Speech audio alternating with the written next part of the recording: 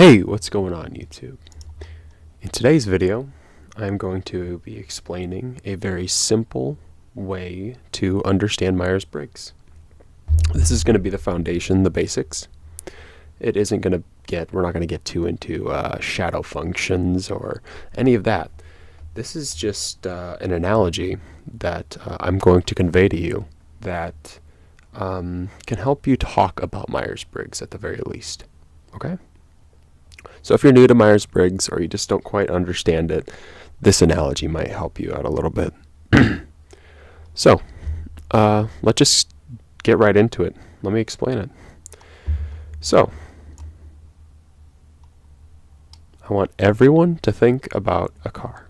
This is a horrible car, but I draw it horribly because I want you to use your imagination. This car is you. This is who you... this is the embodiment of you, right? It's a bird's eye view, by the way.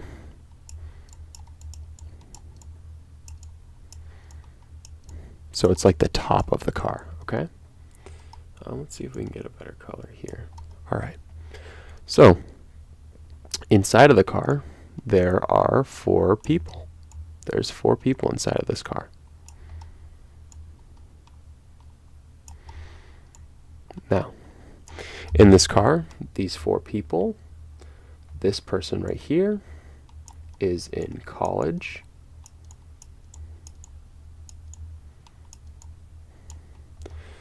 This person right here is in high school. So we have the driver. This person is driving the car. They're in college. You have this person right here, and they are in high school. And then you have this person over here, who is a child. I don't know if you can read this, but this is a child, okay? Just remember, this right here, it's a kid, 7-year-old. And then this right here is a baby.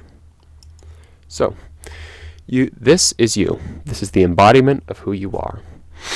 So, let me further explain what I mean by this. Let's say you're watching this video and you are a ESFP.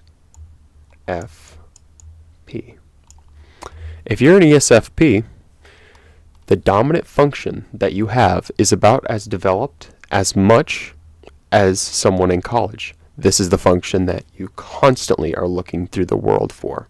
So if you're an ESFP, that's going to be SE. People are going to look up to you in this way. This is your dominant function. Then to the right, this is the function that you sort of look to when you need more support, more help. This is going to be your FI, your internal feelings. And this is about as developed as much as a high schooler, right? This is your auxiliary function, by the way. So you have your dominant function, and then you have your auxiliary function, right? This is still a car, by the way. We're just splitting it up. After that, we have your child function. So your child function is your tertiary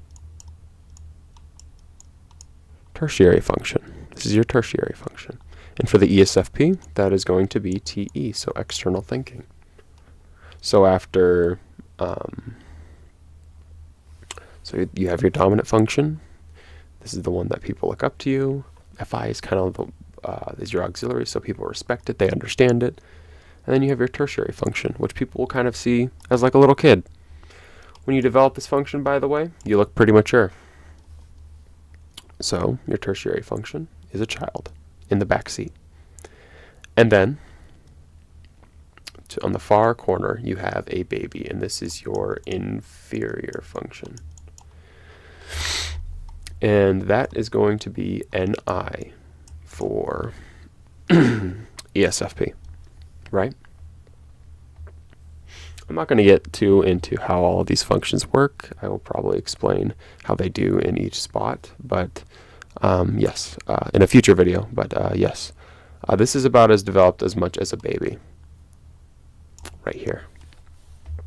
So this is your car. It's that simple. These are your main functions, your main function stack that you use on a regular basis. You have your SE if you're an ENFP, so you have your dominant college function. Then you have your auxiliary function, which is about as developed as much as a high schooler. And then you have your child function, which is your tertiary function. And then you have your inferior function, which is akin to a baby.